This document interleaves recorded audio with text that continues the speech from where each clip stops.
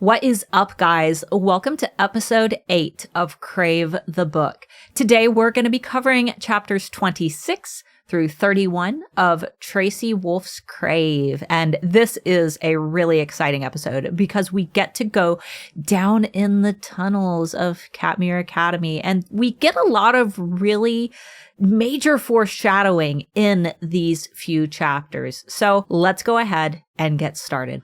All right, guys, welcome to episode 8 of Crave the Book. Today, we're going to be covering chapters 26 through 31 of Crave by Tracy Wolff. So as we kind of get into it, there's a very special sound that you are going to want to listen for. And Amber, do you want to tell them what that sound means? If you're listening and you hear the wolf howl, just make sure that if you've not read past Crave, Crush, or Covet, that there are spoilers on their way after the howl. Just make sure that we don't want to give you any spoilers. So turn off, come back whenever you are ready for it, and listen later because we're probably going to go deep into some fan theories and silly things. Usually it devolves. It goes wild because then you get more of Starla and Amber just talking about our crazy theories for the future, which, you know, if they come true, then those are ultimate spoilers, which, you know, speaking of spoilers, next week's episode is going to be like our Halloween episode. I don't think that we have anything special planned for our Halloween episode other than our usual chapters that we'll be covering. So if you guys have any ideas for anything you want to do for Halloween, maybe we can do a spooky poll or something. Voice filters. Yeah, voice filters. I'll add in some spooky music. But let us know if you have any ideas for a Halloween episode. We'd like to make the holidays fun for you guys. So feel free to message us at Crave Series Aesthetic on Instagram and let us know. But let's go ahead and dive right in because we ended up covering 5 chapters, 26 through 31. Just because there wasn't a whole lot that went on at first, and we had talked about only doing 2 chapters, but we felt like once Grace gets down in the tunnels, there's a lot to be kind of explored and broken down. So we decided to go as far as getting through the tunnels. But first things first, school uniforms. Grace gets out of bed. She's been thinking about Jackson all night, but she doesn't know what to wear. Yeah, she has the choice. We have choices when we were growing up, and it was usually like you could wear trousers, but you had to wear it with a blazer or a jumper, a shirt and a tie, or you could wear a summer dress. And there was like winter and summer uniform as well, but I'm guessing that Katmere's summer and winter uniform would be very marginally different. So yeah, it was taking me back to my school days when she was like putting on the clothes, and then they were like, "Oh no, you've also got to wear your tie as well." Yeah, that was definitely, I did not have a uniform, which it appears that most schools in the US don't have a uniform. I know that like Catholic schools do, and I had to wear a uniform when I went to our trade school, but that's because I worked in a daycare, and you don't want to wear your nice clothes when you're changing poopy diapers. So no. I wore Hello Kitty scrubs, but... Honestly, it removed that issue of choice. You know, like what do I wear today? It just removed that uncomfortable. What if I'm not going to fit in? What if my clothes look like it put everybody on an even playing field? I mean, you would obviously know that the kids that would maybe have holes in their sweaters and like their trousers would be a bit too short at their ankle, like those would normally be the children that you would be able to tell immediately if they were slightly poorer than you. The Weasleys. Yeah. But it put everybody on a level playing field. And I mean, I think that once you start having that uniform and you kind of being pushed into all being the same, it does make it harder to have your individualism like whilst you're at school, and that's why people started rebelling and trying to get away with a blue skirt instead of a black skirt, and like silly little petty things like that. Hair color was very much to a dress code. Piercings, skirt length as well, you had to abide by a certain skirt length, and the uniforms were really, really expensive. I remember there was a specific store that sold my school uniform that we had to go to, or we had to order it through the school catalogue, and it was really quite expensive. But if you think about how many clothes you would go through in a school year, and how many washes you would have to do, and working out what you wanted to wear, I think they kind of evened out in the end. But we had a school uniform for the like classes, and then we also had a sports uniform for gym class as well. That's crazy. Yeah, we could just wear whatever the heck we wanted. It was other than when I went to my trade school, we could wear anything. So did you not have any rules whatsoever? Like you could wear literally whatever you wanted. Like you could turn up in pajamas if you wanted. City schools, yes. I went to city schools. You could wear anything. You could have tattoos showing. You could have crazy hair. You could have piercings. You could wear holy jeans. You could wear trip pants with chains all over them. Marc went to county schools, which were a little bit stricter. No ripped up jeans. No piercings that were like other than the ears. No crazy hair colors and things like that. You had to wear an ascot. With county schools, it's just a little bit stricter, but you can still wear what you want. But that's wild to me. Yeah, wait until you come visit. You'll see some of the children getting off the bus. It made you really aware that if you were outside of school and people caught you doing things, they would immediately know which school you were coming from, because every school would have a different uniform. So you would be recognizable, and you would have to like carry the reputation of the school outside as well. And if you were wearing a uniform, you would know, and you were outside of school, the police would know that you're supposed to be at school because you're of school age.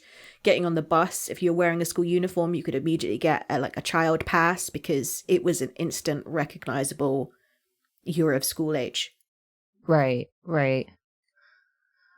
All right. Well, Grace gets her outfit all figured out, which, it's all foreign to Starla, but I mean, I get it. I've seen enough, TV, and seen enough, read enough books with little fantasy boarding schools to have an idea of what I'm looking at. And obviously everybody who's read Harry Potter is pretty familiar. I noticed that you noted that Grace mentions her favorite, or actually it's her uncle, Finn, mentions her favorite subject is history.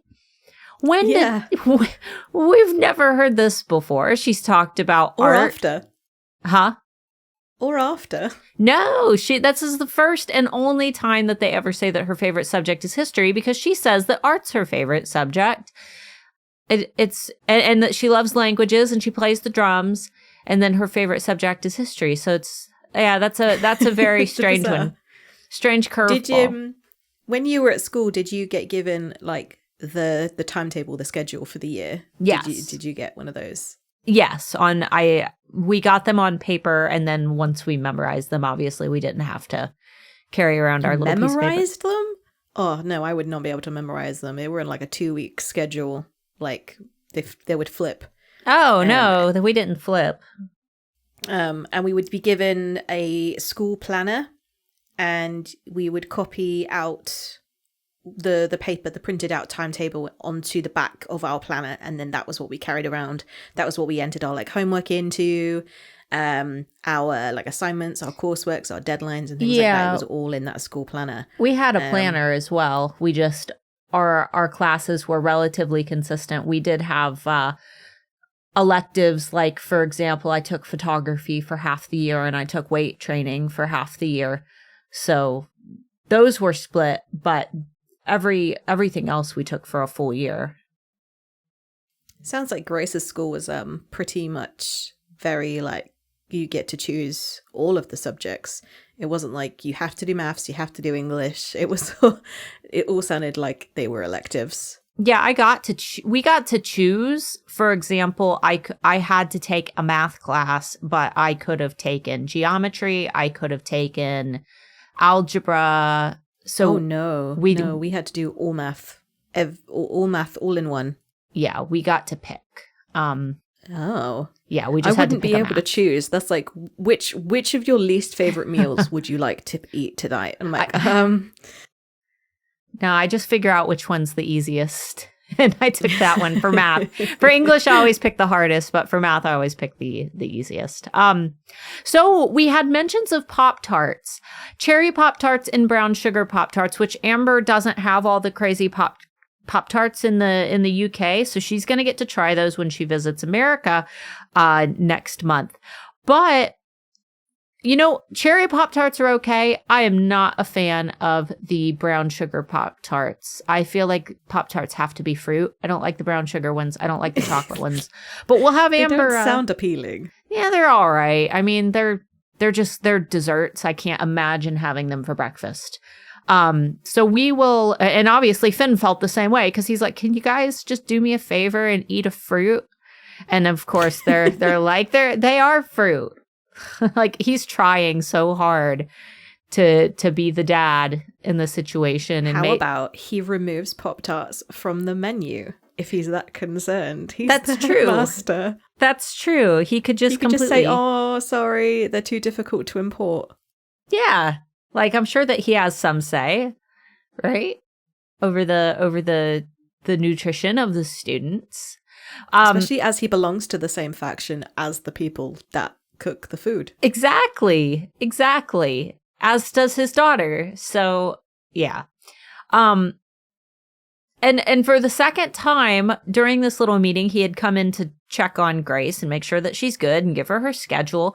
But this is the second time that he's made a little mention of we need to talk, which I'm assuming is the conversation. Like he wants to tell Grace that there's something screwy afoot with the school because she's been here for several days now. He's already said right when she arrived at Katmere that he needs to talk to her, but he notices that she's not feeling good, so he's going to give her a little bit of time. Like, once again, we're hitting another really great opportune time. Hey, you're about to go to your classes. You're probably going to wonder why all the classes are, history of the Salem witch trials and things. Yeah, I just don't understand. Just everything could be cleared up here with a little bit of communication. It's always, he's always planning it to be at a very inopportune moment. Why doesn't he just go, look, before you have classes, there's a few things we need to say, and say it then and there? He's always trying to plan it for a different time. And then we know that by watching as many movies and reading as many books as we can, those conversations never happen. They never happen because things happen and they get in the way. Yeah, you don't plan things for later. And there's a perfect example of this, which you noted in our podcast notes, where okay, the bells are going off or the song is playing when Macy takes Grace to the cafeteria, which is at first read through, I imagined it looking like Great Hall at Hogwarts, and this time I've got the wingback chairs. Yeah, I'm feeling a little bit more unique with how I've styled this room mentally, and I'm not just inserting a room that I already am familiar with from another story. I'm being a little bit more unique with my characters and how I'm shaping the story. But the Halloween music is playing. Can't remember exactly what it was, but she had mentioned, Macy had mentioned also the theme song for Jaws as well. And she notes about how the school really decorated for Halloween because Halloween was last week. And apparently Grace's dad hated Halloween, but when she asked him why, he said, I'll tell you when you're older, which obviously he didn't because he died. Why does he hate Halloween? We still don't know.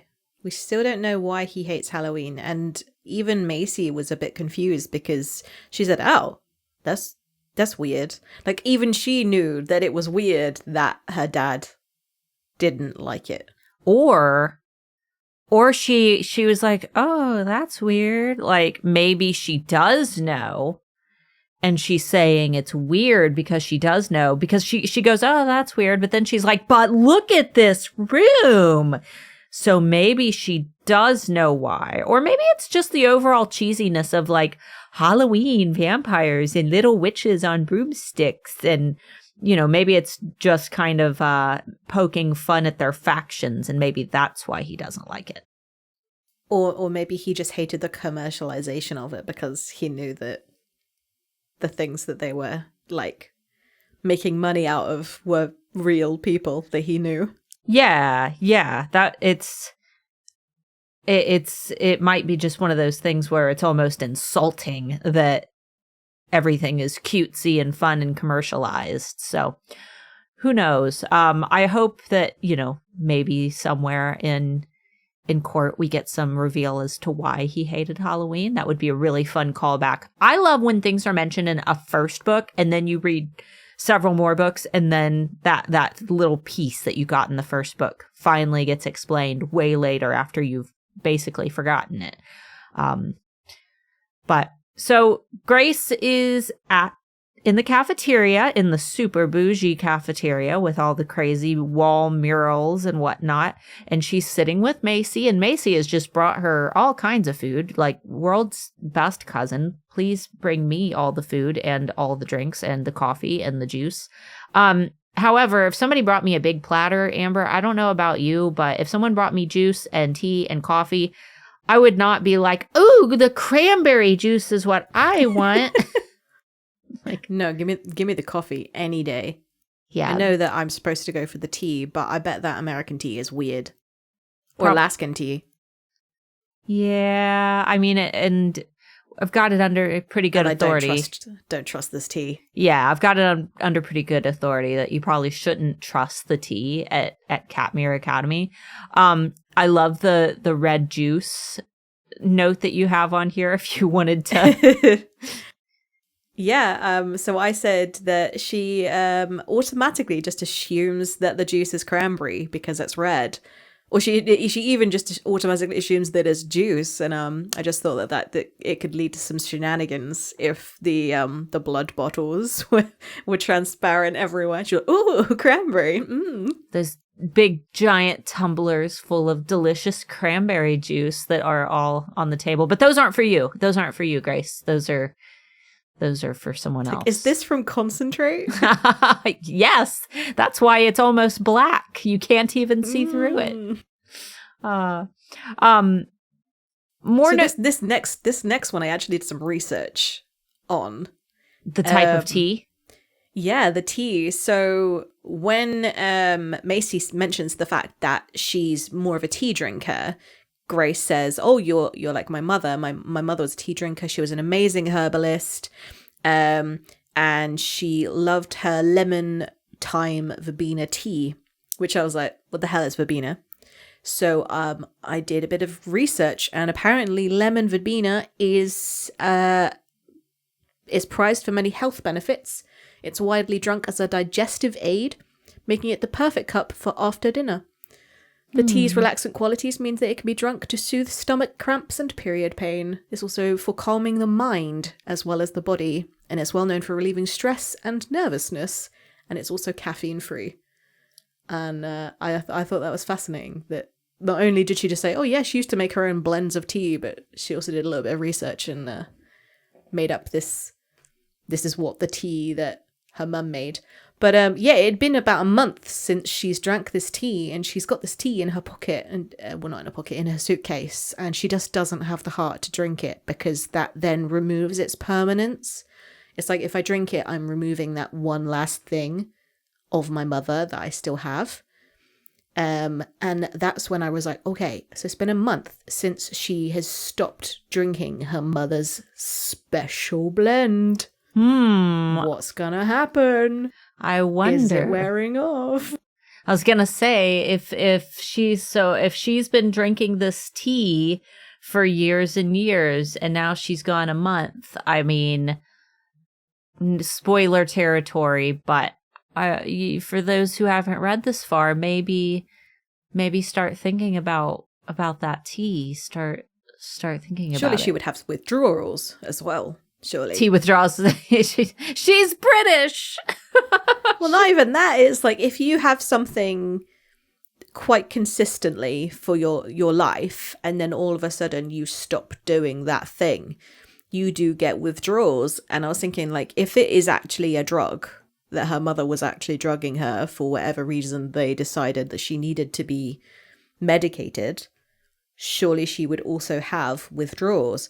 And she's been suffering from anxiety. No, and it's a calming tea. Mm-hmm. Suspish.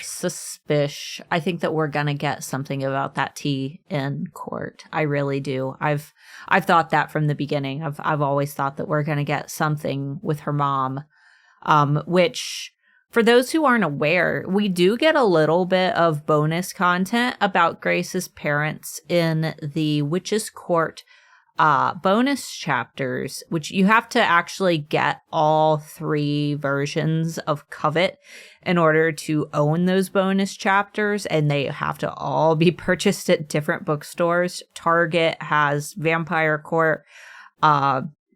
I think Barnes and Noble has the Witch's Court. It's a big pain in the butt.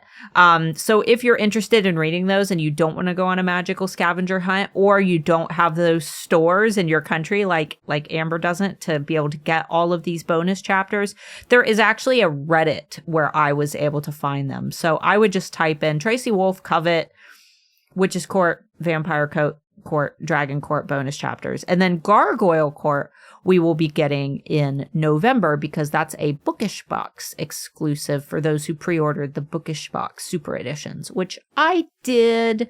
And I think that they're sold out now, so I'll be sure to post some pictures when they arrive. But anyway, back on... Well, I was going to ask, as a business expert, what are your thoughts on having a book launch like that, where there are different chapters that are available for different stores?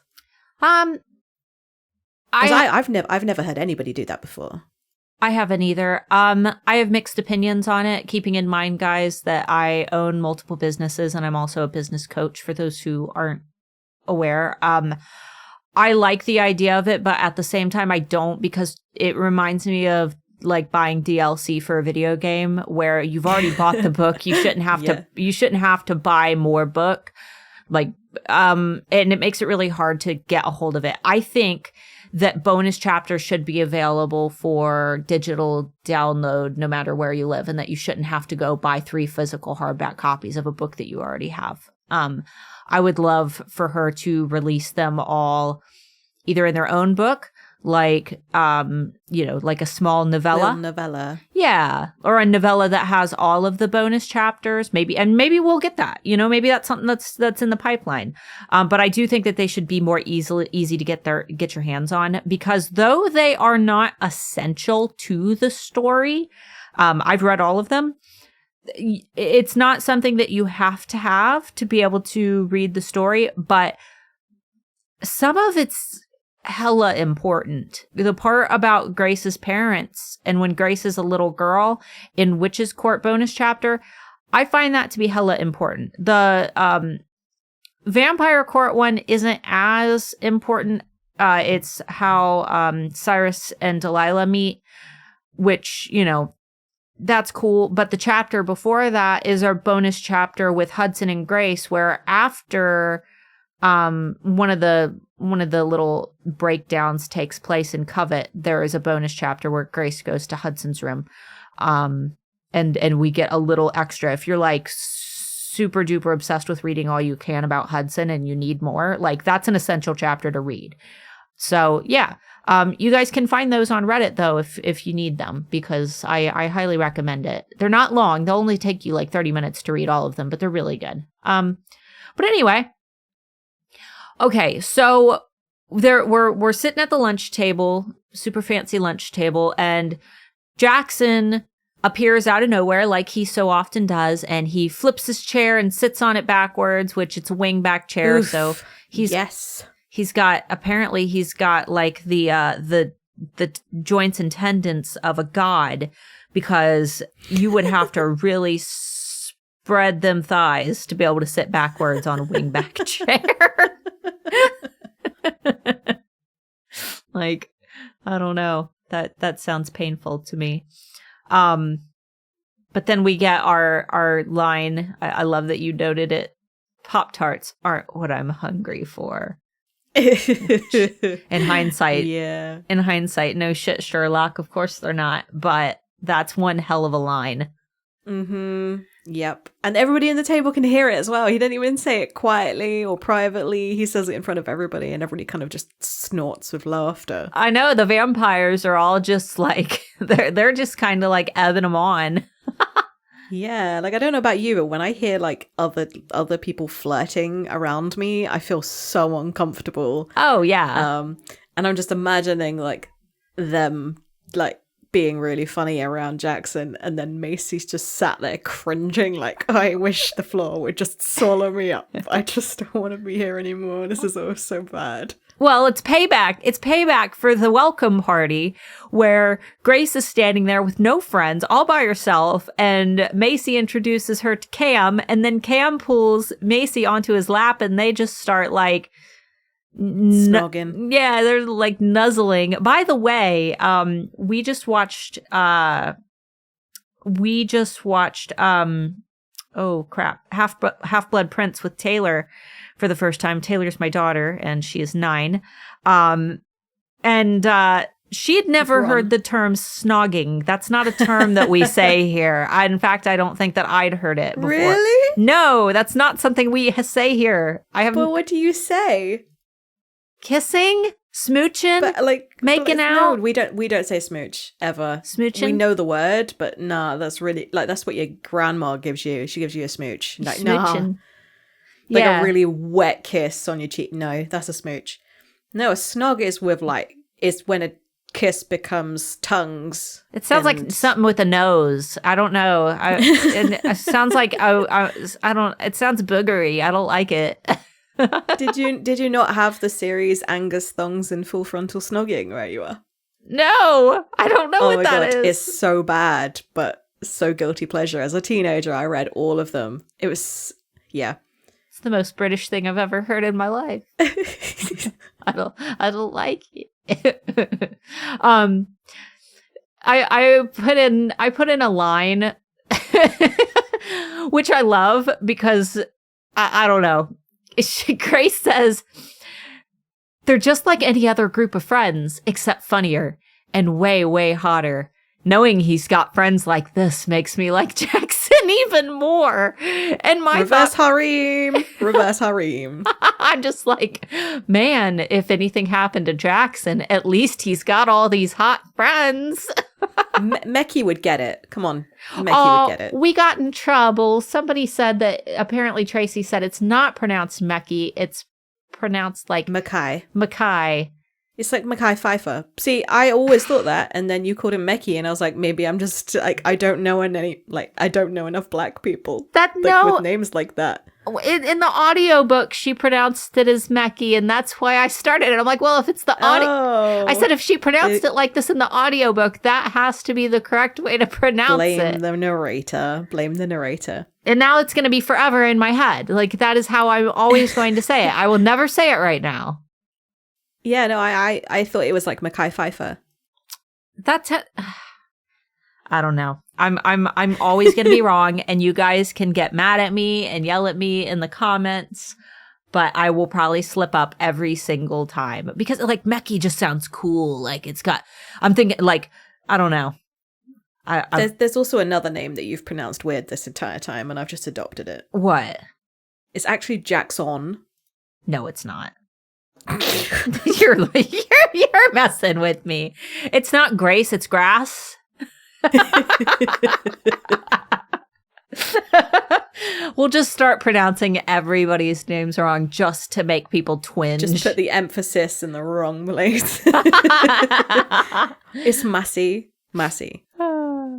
We've got Jackson getting the hornies as Grace drinks the cranberry juice. He's just staring at her drinking cranberry juice like, so yeah, awkwardly. You drink it. Oh my goodness. Yes, drink it. And I was like, this is uncomfortable. What am I reading? I know. Is there innuendo here that I'm not getting it? Does it kind of look like blood? Therefore, it's. I think so. Is that the message that we're getting here? Is there something else going on? I don't know. Is it the fact that that the whole order is just sitting there? Therefore, he has to stake that claim because Mackay, there was that part where he says that he'll walk Grace to her classroom, and Jackson is like, yeah, I'm sure you will. like that's gonna happen. he's not having it.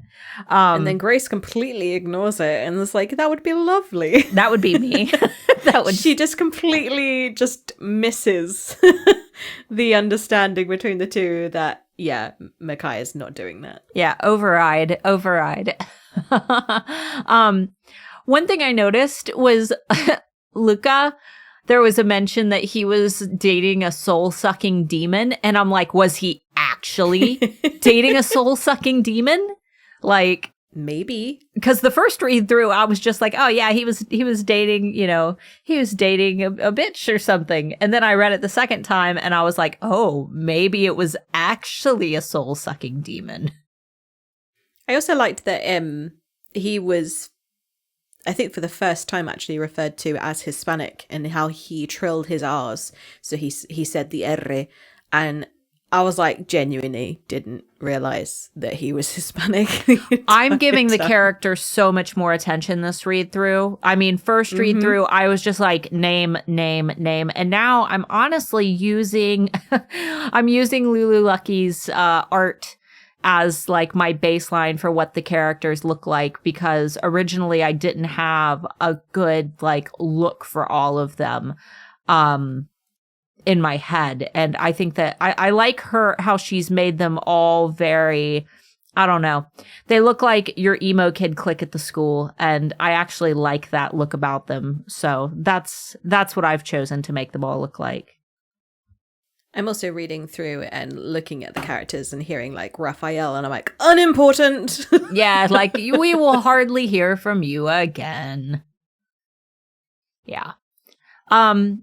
So Grace goes to her first class, or she's heading to her first class. She thinks she needs to change, but then she bumps into Flint, and Flint tells her that there's an easier way. We can go through the tunnels. And this is where I first started getting like nervous. And it's mainly because of that intuition that Grace has. It did start making me feel a little bit spooky, especially when Flint got mad about Grace's joke with the Silence of the Lambs, because it was very un-Flint-like of him. And even now, after having read Covet, it still just feels very un-Flint-like of him. Yeah, the whole conversation in the tunnels as well. He wasn't reassuring her at any point. He was very much... I don't think he was trying to scare her as such, but I think that he wanted her to be so in the dark, so not knowing where they were going, that she wouldn't even have an advantage against anything. Like, he wasn't very friendly. It was very much like, oh, I'll walk you to class, and then give you absolutely no indication of where we're going. And that at every stage where everything looks absolutely terrifying, I'm not going to reassure you that like nothing's going to happen. Like, he's talking to her as if like shackles and dungeons and scary bone things, like they're not scary apparently. He's just carrying on, and I'm like, something's iffy here. Yeah, it's really weird. It's almost like I mean, I guess it could maybe be he's trying to get her to feel like reliant on him for every time she needs to go through these tunnels. Like if he doesn't explain anything, then she'll always need that guide. She'll always need him to punch in the number on the keypad. He wasn't being very reassuring. He wasn't making her feel safe with him. He just, I don't know. Like if Jackson had taken her through the tunnel for the first time, he would have made sure she felt safe at every point. But Flint was almost like a friend who's like taking you through the haunted house, right? And doesn't comfort you at any point. And they're like, "Come on, you big baby," and you're like, "No, I don't like it." And they're like, "Come on, it's nothing." Instead of just going like, "That's just a person in a mask. That's just a person under a blanket." Maybe he doesn't reassure her at all. Maybe he doesn't know how much he can say. I mean, because even with the bones and the art project. Look at all these bones on the ceiling. Surely these are an art project. He doesn't seem to understand what she's talking about then either. Like Leah actually comes to the rescue and the art project. That. Yeah. But yeah, the whole scene under the tunnels was actually weird. And talking like in the spoiler section in a minute, I want to talk a bit about like what his actual aim was. Yeah. Which we will be getting to in just a second because I only have one more point for our non-spoilery topics. The door out of the tunnel. So the earthquake took place. They had to run and get out of the tunnels and get to the art room. But the door to the art room, to the art closet, had dragons, wolves, witches, and a vampire on a snowboard. What? I'm a little confused by this graffiti on the door. Maybe the vampires think they're the coolest. I was going to say maybe, I mean, I'm thinking of it because she said graffiti. I'm thinking maybe it's like a tag, like I don't know. Maybe it was a portrayal of when all the factions were getting on with each other and that they were together and fine. How come the wolves don't get to snowboard? Well, wolves have things that are cool. The witches have things that are cool. And dragons are cool. But vampires, they're a little bit mainstream. You know, you got to give them a skateboard so that they feel hip and young. They just have teeth, you know, which they could have gingivitis for all we know. All right, guys. Okay. So if you have not read through Covet, you might want to scoot out. You can always come back and listen later because we have many, many things to talk about in the spoilers. So let's go ahead and get started. First of all, Grace starts to hear the voice in the tunnel. Yeah. Like, is this our unkillable beast? I don't know, because even reading it through the second time, knowing that she could hear the unkillable beast in her head, it still felt like intuition. You know, that like, get out, get out, get out, get out, get out, get out. I don't like this. Like, it was like a conversation. And at that point, I'm not even sure whether Flint was doing anything particularly dangerous. He was just leading her through the tunnel. So I don't think that the unkillable beast would have even known to warn her. I don't know. It's just so weird because she says that all those voices that she had in her head when she first got to Katmere Academy, that had to be like she said that all those voices were the unkillable beast. But, you know, I almost think that Tracy didn't plan for that to be the unkillable beast. I think that and then didn't capture them all when going through the edit. Well, yeah, I think that it was just one of those things where like she created that scenario, she left it open-ended, and then when she wrote in the unkillable beast, she thought, okay, this actually will clear up this part too. I think that she was tying the ends together, but it might not have been her initial like intention when she first wrote Crave. Yeah, maybe she hadn't even thought about the unkillable beast yet anyway. Yeah. Because, I mean, there's a lot. Like, she, in the few years it took her to write this series, she built a very large world for, the course of, like, 2-3 years? It's a lot for someone to do in that short a time. And in the time frame as well, like Grace actually only really spends about a week. Yeah, absolutely. It was fast. So we get a little bit of attitude from Leah and Flint, and she almost slips again because she says that Flint's a total drag. So see, I didn't even think that was a slip. I think that she was just saying he's a total drag. He's such a drag. The confrontation between Leah and Flint on page 238 was really interesting because she says he's a total drag.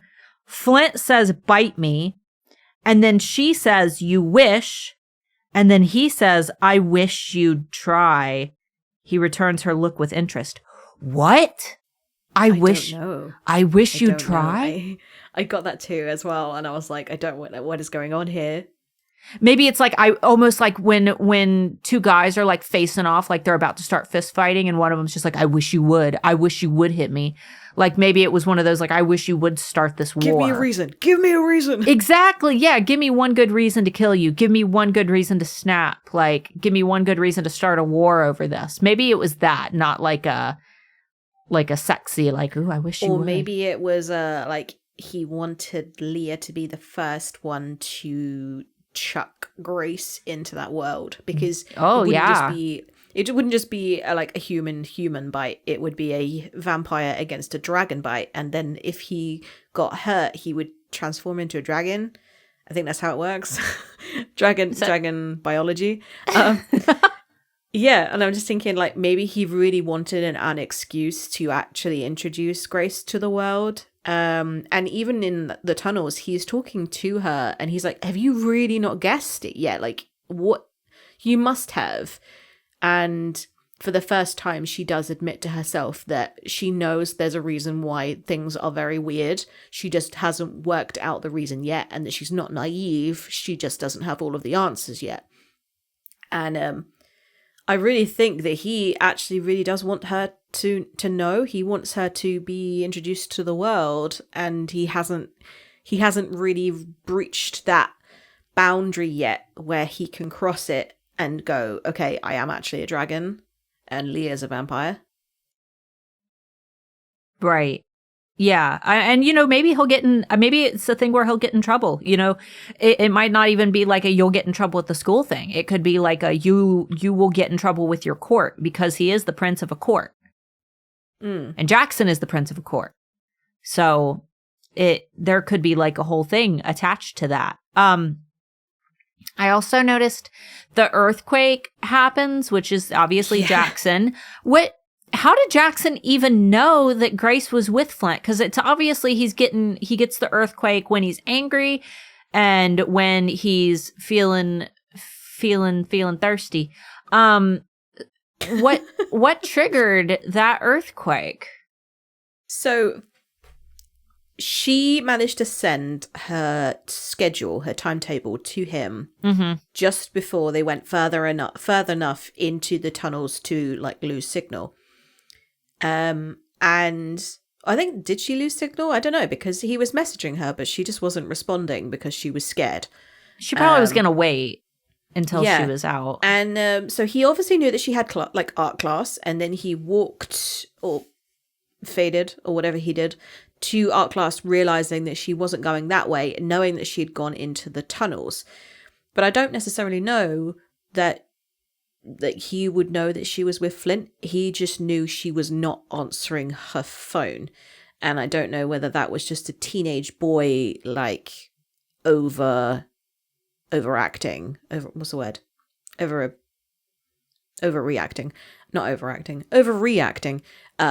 To the fact that she wasn't answering his text. So he didn't know where she was. He didn't know who she was with. So he was probably just panicking anyway. But my thought process is like he probably was angry when Flint was there in the cupboard door, because they come out into the art studio storeroom and he's just there waiting. And not only is she there with Flint, she's also there with Leah, like both people who he is not keen on. But what was Flint's plan?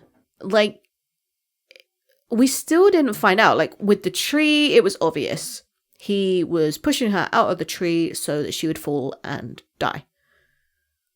What was his plan in the tunnels? To shackle her, chain her up? What was it? I don't think so. Was there even a plan? I don't think there was one. I think he was being sinister because he knew, like, yeah, I think that he knew that he was alone with her, and it's one of those, like, impending, like, you know what you have to do in the future type things. I'm not really sure. That's so hard because I don't really think that he could have done anything. I mean, because the students... If anything, Jackson put her more in trouble than Flint was putting her in trouble. Like, she was literally in a tunnel and he was creating an earthquake. Like, he put her in more risk than Flint was putting her in danger. Yeah, I don't think Jackson can control those earthquakes at all, though. I think that it's... No. I mean, he does manage to get a grip on it very quickly. Like, the last one is in his bedroom with, like, the glass shard, and then he doesn't really have an uncontrollable one after that. No. Yeah, I think that I almost take it as, like, the stereotypical, like, Kyle drinking his Monster Energy drinks and punching the wall. You guys have Kyles in No, I didn't understand that reference, and I just kind of shut up and just went, I'm assuming that everybody else would. No, you know how there's Karens, right? You talk about Karens. Well, Kyle is like the teenage boy who only drinks, like, energy drinks and gets mad and punches walls. You call that teenage boy a Kyle. We don't have a name for them. Well, now you do. It's Kyle. I don't think so. It's Kyle, the Kyle. So I think that it was a Kyle response. No offense to anybody named Kyle, but I definitely think that it was a Kyle response where he's just getting, like... He's just getting mad for no reason. He's mad because she's not replying. And maybe, you know what? Maybe somebody saw Flint, and maybe one of the Order saw Flint and Grace walking together towards the tunnels. I mean, there's no saying that someone didn't clue him in. The thing is, it was very, very fast between him messaging her and the earthquake and then coming out into the art studio. So that it wasn't very much time elapsed between him realizing he didn't know where she was to, oh, she's in a cupboard in front of me. Like, he didn't even give her an opportunity to have replied before he started panicking. And it just makes me think of, like, you know, those stalker boyfriends. Oh, yeah. They are very suffocating and they won't leave you alone. And even if you have a chance to be independent, even if you do actually put yourself in danger by being with someone who is not necessarily the most healthy person to be around, they don't like you having any attention from anybody else anyway. And yeah, I got those vibes rather than Flint was a problem. It was just, how dare you walk my girl, who is not my girl yet, how dare you walk my girl to glasses? Because he did the same to Mekhi. So I just like, maybe that was what it was when I first read it. But second read, knowing what Flint was trying to do, I got even more confused because, like, what was he trying to do? Or was he not trying to do anything? Been there, bought that souvenir t-shirt. Yeah, I don't think he was trying to do anything. And I do think that it was just one of those cases where Jackson, I mean, obviously it's a rivalry with or without Flint wanting to kill Grace, which, you know, I don't really think that Jackson has quite caught on to that. Like, I think he knows that there was something screwy going on with the snowball fight, but I don't think that he knows for sure that Flint was trying to kill her, because it wasn't Flint blowing the wind, right? I mean, wasn't it someone else further down? Yes. So it wasn't directly Flint doing it. Flint was probably just choreographing it.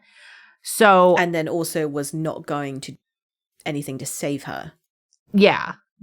So it's more that, like, Jackson knows that there's something going on, but I don't think that he's fully suspicious that Flint's trying to kill her, because if he knew that, it would be over. Like, I think that he would immediately act on that. And put a stop to it. But I don't think he has reason enough yet to do it.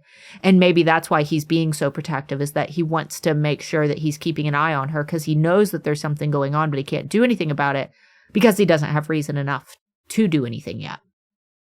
It was interesting that he also was so offended with the idea of Mekai walking her to class. Like, that wasn't just I feel like you're threatened and that your life is in danger and I want to protect you. Like, that was also male bravado. No, you're not going anywhere near her. It's that whole trope of she's mine. She must not be touched by another male. She is an unmated female kind of thing. That is in every book ever that I've read. And I'm secretly in love with the idea.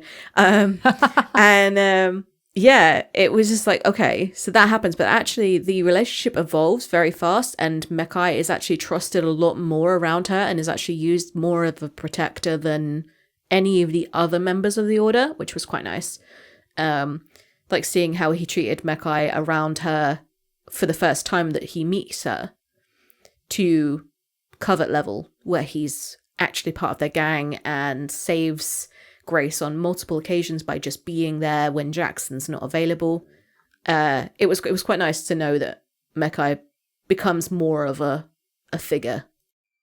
Yeah, not just someone. I mean, if you've got like a group that you're that tight with, like your faction that you lead, you want to make sure that like you trust every single person in that faction and, wouldn't assume that they're going to do something wrong. It might just be one of those things where she's a human and Jackson's worried that one of the members of the Order will get thirsty. I mean, it might not even be like a fear of her, of them trying anything. It might be just a fear that they'd hurt her, just because there hasn't been a human at the school in ever. So that could also be he doesn't want them to go Edward Cullen and get a whiff of her. Did you have anything else you wanted to add in the spoilers portion before we move on to polls and fan questions? I don't think I have anything in the spoilers. It's just there's a lot of. I think that this section was a lot of almost telling, or like almost an ending. It was very foreshadowing, and I quite liked it because I forgot just how well Tracy puts them in. She, like, at no point was I suspicious of any of the things that mattered. It was always like, I bet he is a dragon, or I bet he's a vampire, and things like that. Like, the things that you could guess from the foreshadowing were so easy to guess that you didn't realize how the hard things to guess from the foreshadowing, how well they were just sprinkled in. I really enjoyed her writing style growing as well. Yeah, she gave you things to fixate on. And then you ignored the things that actually mattered. Things. Yeah. Yeah. And now even reading it through a second time, we're catching things. We're like, oh, shit. And this is the book that, like, we are like between you and me and our listeners. This is our least favorite book. So I can't wait to read through Covert knowing what I know now. In a more analytical way, because it's our favorite. Crush is funny, but Covert is life. Yeah. Honestly, though, I actually think that Covert has my favorite scenes, but I do still feel that Crush is probably my favorite. The thing is, I'm going to read Crush again, and I'm just going to be so annoyed at Grace for taking so long. That's true. That's true. Because come on, it's Hutters. Yeah, like quit bitching, or getting mad at her when she's being mean to him, when they like had all this time together. And I think it's going to be worse when we read Charm. And then if we went back and read Crush and we're like, it's like hitting the reset button. Stupid Grace. I mean, Grass. Stupid grass, and Hood-san. All right. We have fan poll and a fan question this week. Amber, you want to go ahead and read the fan poll while I pull it up? So based on our introduction to the Katmere uniform, properly for the first time, our question is, do you know how to tie a tie? Oh, what do you think? Do you know how to tie a tie, Starla? I used to. I was a little emo kid, and I was obsessed. Actually, before I was an emo kid, I was a little punk kid, and I listened to a lot of Green Day. So I had to learn how to tie my little black and red plaid checkered tie. I can't believe you wore a tie for fun. Oh yeah, and I did it real loose so it would hang. Like Avril Lavigne, remember how Avril Lavigne used to do like that her little... is how we rebelled and wore our ties at school. But I can't remember how to do it now. My husband was in the military for 6 years, and he can tie a wispy tie, but I can't remember. Yeah, we would go real like fat with the tie, but there was a rule that so on our tie there was the emblem, our school like logo was printed on it at some point on the tie, and that logo had to be just below the knot, but we would just make the knot lower and lower and lower on our body rather than so we would make like a huge loop and then the knot would be sort of like mid chest rather than up at our neck. Yeah, it was funny to watch people try and be as close to the mark as possible for being kicked out. Testing the limits. We also had massive issues with peanuts. I don't know whether, but if you don't have ties at your school, then peanuts must not be a thing. But if you peanut someone, that is grabbing their tie and pulling it so hard that it becomes really tight around their neck and becomes like a knot, so you can't actually undo it. I thought you literally meant like peanuts. Like no, like they're throwing peanuts at each other. No, so yeah, we had a massive problem with peanutting, like where people would just be like pulling each other's ties and making them as tight as possible around their necks. Like you would be essentially choking them. Yeah, it got really serious, which is why they had such a like strict dress code for the tie more than any of the other aspects of the uniform. You could kill them. Yeah, exactly. But people were saying like, well, we went the other way. We've made it super safe by having the knot as far away from our neck as possible. Do a clip-on. Just do a clip-on tie and have someone yank your clip-on off. Well, they introduced clip-ons when the Purple House was introduced. And I think it was because of that reason that they realized that they had to offer a safer alternative because people were just kind of abusing the idea of having a tie. But there was also cases where like you would go to, I still can't remember the name of the shop class that you had. But like you would be using heavy machinery like pillar drills and bandsaws and things like that, and you weren't allowed to wear your tie there as well. Oh no. So like, this is just a safety hazard. Why are we wearing them? Yeah. I don't even think that our schools are like Catholic schools. I don't think they wear ties. I think they just wear dress shirts. But what percentage of our audience do you think knows how to tie a tie? I'm going to say the minority know how to tie a tie. Yeah. 30%? Oh, so close. 33% know how to tie a tie and 67% do not. And that equates out to 52 of our listeners as of right now. I'm sure it'll be more by the end of the night, but 52 know how to tie a tie and 105 do not. I'm not surprised. It's something that if you don't wear one to school, then there's no point you actually learning, especially if you're a girl. Like there's no real use for a tie at any point in your adult life either, except to teach other people how to wear their tie.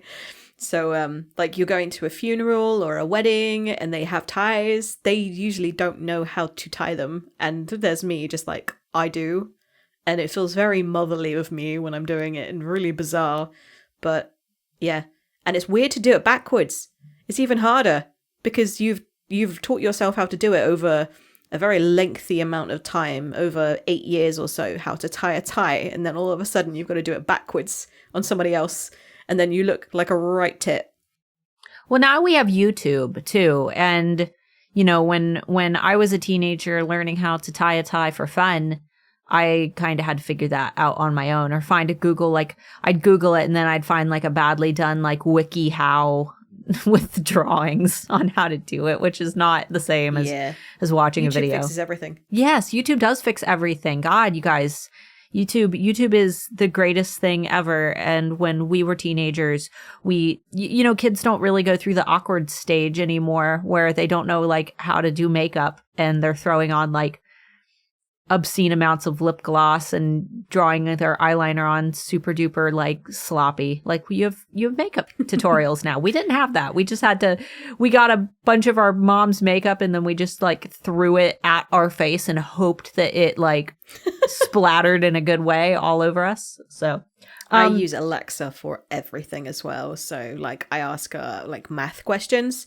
I ask her like conversion rates, like whenever we're talking about Marco Polo and I need to tell you like how hot it is or like the dollar price of things. I use her to tell me what the weather is. And I ask her like questions all the time. Like, who wrote the song, blah, blah, blah. Or like, when did this come out? And things like, can my dog eat this? I don't stop. Everything is Alexable. Oh, yeah, same. And guys, you may not know this, but you can ask your Alexa, you can ask your Google Home, you can ask your Echo to play Crave the Book Podcast. So if you're ever wanting to listen while you're cleaning the house or just hanging out, you can ask them to play Crave the Book Podcast episode, blah, blah, blah, whatever episode you want. Episode 8. Yes, episode 8. You should watch some of the later episodes because episode 1 is our most watched. Watch some more episodes. We have more than one. But all right, let's move on to fan question. We got some great answers for this. I'm very excited. Do you want to read the question? Yes, so the fan question of the week is, would you have trusted and followed Flint into the tunnels? Would you have? Based on my previous experience of him, yes, I think I would. Same. But I think that I probably would have been a bit more guarded than Grace would because I'm a very suspicious person. I also know what I am capable of and what I'm not capable of, and I am not capable of self-defense. So I would probably put my keys between my fingers or something, because even if Flint wasn't the threat, going down into a deep, dark, spooky tunnel where I've already had some issues with people trying to throw me outside and things like that, I think that I would probably want to be a bit more protected than just have Flint there. Because if I didn't know that he was a dragon, I still wouldn't feel very protected by him. So I think that I would probably arm myself a little better going into the tunnels and be very wary of anything that he was trying to do as well. Because just because he's shown that he's a nice person over the past 3 days doesn't mean that he is actually a nice person. Yeah. You know, I'm good at talking my way out of situations and talking my way into situations. I do marketing. I teach marketing. And part of marketing is, I hate using the word manipulation, but that's literally what marketing is. You are taking somebody who doesn't want to do something and convincing them that they want to do it. And a lot of times, you know, I read something the other day and it was like, no. I don't manipulate. I am an outcome engineer. Yeah, it's like positive manipulation. But with that being said, I feel that almost every single negative thing that happens in any YA could be solved through communication and just, you know, not acting out of emotions. I totally would have followed Flint into those tunnels. And the second that things started getting creepy, I would have stopped. I would have said, look, this is freaking me out. I have chronic anxiety. This is really triggering my anxiety. I need you to tell me exactly where we are going and what we are doing. No. Do not tell me that that I'll see. That's not how my brain works. I need you to tell me what we're doing because I'm very, very nervous and I want to be able to trust you. But in order for me to trust you, I need you to be honest with me about what we're doing. I would also have my phone in my hand Yeah. the entire time. Like, I already know I've got Macy's number, I've got Jackson's number, I've probably got Uncle Finn's number.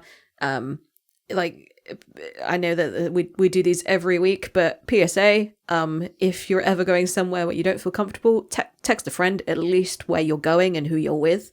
Not only for your own reassurance that they know where you are, but for their reassurance, because not knowing where somebody is for hours on time, like, that is not nice for anybody to go through. Yeah, absolutely. And then if anything were to happen, they would know who you were last with. They would have a timestamp on it when you left, where you were supposed to be. And yeah, so even if it's a completely irrelevant information that you don't think that they need to know, just message a friend saying, hey, I've just gone into the tunnels with Flint. I don't feel very safe. Could be nothing, but if I don't come out into the art studio, come find me, or something like that. Like, she's not only said where she's gone, who she's with, but also where she's aiming to go. Because Macy could have replied like, no, the tunnels don't go there at all. They're not even the same direction. But Grace never even had the opportunity to do that because she put her phone in her pocket. And phones are a huge safety thing that you now have at your disposal. So never put it in your pocket if you feel unsafe. Just keep it out. yeah, even having it unlocked in your hand, it can be enough to ward And pre-dialed. off. Yeah, Pre-dialed as well. Like, I don't know how many murder documentaries I've watched where the person's like, they're feeling very afraid and unsure on what's going on, but all they needed to have dialed was 911 and have it in their hand, ready and waiting. You can always cancel the call if you find out that it was nothing, but they then have to press 911 when like things go really, really bad and it's already too late. yeah. And here's just one additional little fun fact. I know it's this way within the U.S., and I'm sure that it's this way within other countries as well. But if for any reason you are ever, if you find yourself in a situation where you feel unsafe, or you frequently find yourself in a situation where you feel unsafe, or you are doing something where you feel like you might be unsafe and you do not have an active cell phone, you can get any phone. It does not have to be activated. It can be a piece of junk. It can be your old phone. It can be, a friend's old junk phone that it does not need to be connected to a network. It doesn't need to be functional. If you have a phone. What about unlocked? No, it does not need to be unlocked either. If you have a phone, by default, all phones today must be able to call 911 whether or not they are connected, have service, or are on like a plan, and you have to be able to do it without unlocking it. When I worked at a daycare, there was a drop-off point for battered women, where if they were in abusive situations where their spouse would not allow them to have an active cell phone, they could go there and they could pick up old junked phones to keep hidden because they are untraceable, because they are not connected to any particular plan. And you could also donate phones. So that's a little fun fact. If you ever I recommend just taking an old junked phone and sticking it in your glove box if you have a car, or sticking it in your purse. That way, if you are in that situation and someone says, give me your phone, you can give them your real phone and then you have a backup phone. Is it the same in the US where you can still reach emergency services no matter whether you have signal or not? Yes. Because there are some really remote places in America, especially considering the difference between the US and the UK. The UK, there are definitely remote and rural places where there's not necessarily self-service, but it does say emergency services only on your screen. Just wondered whether it was the same. Yeah, because I believe that goes through satellite rather than tower. And that's why that it can connect to more remote areas. Like if you're stuck in the mountains, they will prioritize that call. But yeah. All right. So answers for the question. One person said, I probably would make an excuse not to being alone with a guy that I don't know with no one around. Good answer. Good answer. Good answer. That's every mum in the world applaud you. You have probably very proud parents, because that is the answer that I would hope that most of you would say. Though, I think that there is a thing where like Macy's kind of vouched for him, and Macy is the one person that Grace can trust, and Macy's really vouched for Flint. So at the same time, if you did say yes, like I get that too. One person said nope, too shady.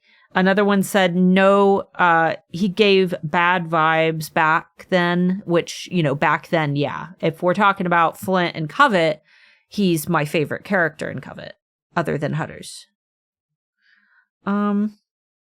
Most people say no because of freaky vibes, and then one person said no because it's freaky down there. I don't think anything would really tempt me to go down into a creepy tunnel. Like, I even had the opportunity to, it wasn't the Paris catacombs, but I've definitely been to, I think it was Spain or Italy. I think it was Italy, in Rome. And I was asked whether I would be interested in going down and seeing the catacombs. And I am a murder mystery lover. I love true crime. I love creepy things. But there was something about going down there with somebody that I didn't really know it was just a no from me. Going down there with my husband, absolutely. I would love that. I would love to go and see creepy catacombs. Yes. But going down where the guide was speaking in complete fluent Italian, the entire family that I was staying with, I'd only really known them a week because they were a foreign exchange family. It was a no. So yeah, as cool as catacombs and tunnels could be, you have to be with the right people, I think. Yeah, if she would have been with Jackson or Macy, it probably would have been. I don't think she would have ever been able to say no to Jackson, even if she had felt a threat. She's too attached. Yeah. Hudders can walk me into, like, the Mariana Trench without any oxygen, and I would follow him. Amber's just, like, following him like, yes, daddy. We had a couple funny answers, and I'm just gonna read them because they're probably not what you should have done, but they made me laugh. One person said, maybe only if he forces me, it would be fun. What? I'm like, I think that we're getting to know some of our fans. A little bit dark and twisty. I like it. One person said yes because he's funny. Oh dear, that could land you in big trouble. Like, oh well, at least he's got nice eyes. I'll follow him. Have you happened to read 50 Shades of Grey? I think you'd love it. Red flags, you say? Ooh.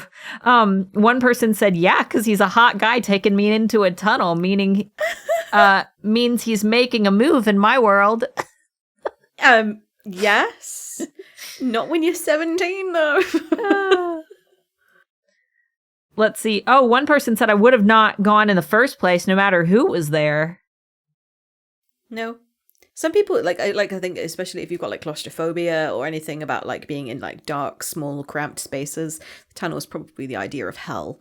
The thing is, being given the choice between running upstairs and getting more clothing on to be able to walk outside for like a 5-minute journey or tunnels, I'm going to be honest, I think I would probably run up to my bedroom and get my clothes on because it sounds less effort.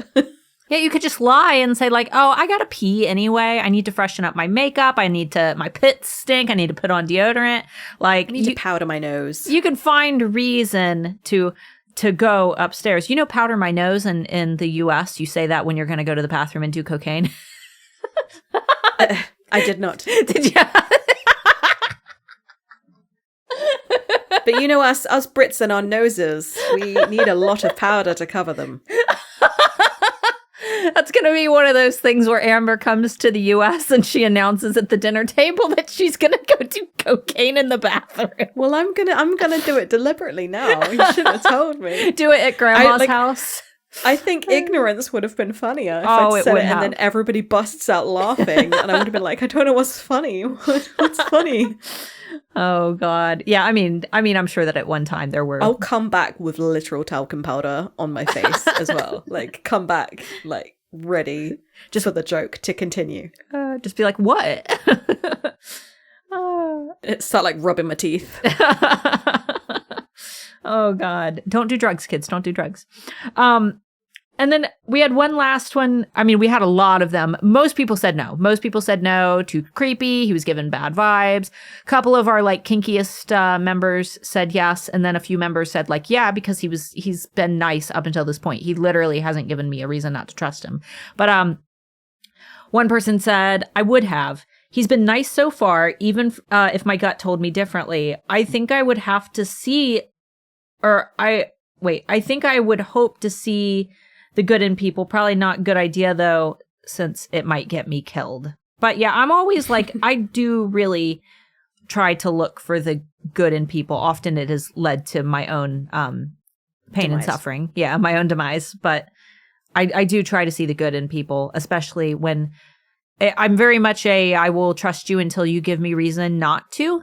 And this is the point where Flint's kind of starting to give Grace, like, you know, reason not to, because the thing is, though, he got her to where she was supposed to be, and the thing that was scaring her were very easily explained away by Leah being there as well. So Leah has also been kind of exonerated against anything that was slightly suspicious beforehand.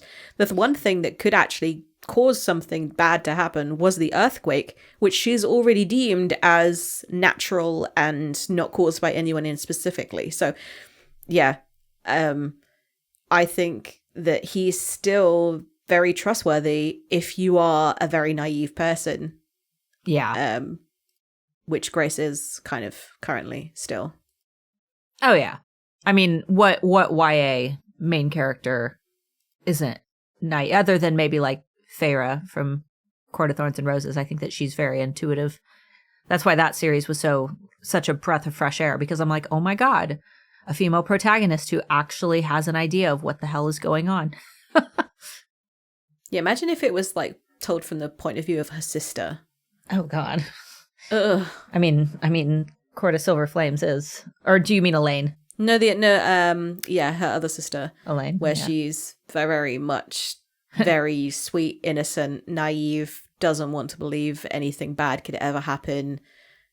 Yeah. Like if YA was told from somebody's point of view like that, I think it would be really boring. And they'd probably run at the first sign of trouble as well. See ya. Like, I'm a vampire. Bye. Out of here. Going back to San Diego. See you guys. Yeah. All right, guys. This was a quicker episode, but next week will be our Halloween episode. Well, I'll be sure to download some Halloween sound effects for that. But if you guys have any idea for fun stuff, you know, I can't remember exactly what we're going to be covering in the next few chapters. I can't remember what happens. But if you're interested in giving us some feedback, if you want to give us some ideas for our Halloween episode, which will be airing, what day is that airing, Amber? What day is episode 9 airing? On the October 27th. Feel free to drop us a message at Crave Series Aesthetic on Instagram, and maybe we can tag us in any like creepy cosplays we want to see. We want to see them all. Yeah. I also think that Mr. Moore needs to do like a creepy intro, at least a creepy intro. Like, you know, with like the organs and like the creepy haunted house noises. I think that we should definitely do that. What do you guys think? You think my husband should? For those who don't know, the Crave theme song that plays before and after the podcast, my husband wrote that for us for the podcast, but maybe I can get him to add some spooky sounds to it. We'll spook up the, even if it's like a at the end. The dramatic, if it's not copywritten, the Scooby-Doo stereotypical fan of the just opera, like creaky door sound, a crow in the background, caw caw. Exactly, like all those tropes just for one episode. I think could be easily doable. And then for the Christmas episode, we could just add a few bells. Yeah, that's all you need to make it Christmassy. Just some bells and some twinkling noises. Ooh. And then instead of the wolf howl for the spoilers, we can just have a caribou. I didn't know that. What was that sound again? That's beautiful. That's lovely. It's actually a soundbite. That was not Amber's voice. Oh, wow. Wait, insert soundbite here of a caribou, and if I can't find a caribou, we'll make it a duck. Duck? Duck's not Christmassy. A turkey. Turkey. Insert turkey here. Do we have one for Thanksgiving? We could put a turkey at it. I think I do have us down for a Thanksgiving episode. It's like a waka waka waka waka. Yep. No, I can't do it. Okay, time to hit stop recording because it's devolved into chaos. All right, guys. Thanks so much for listening, and we'll talk to you next week. Bye. Bye.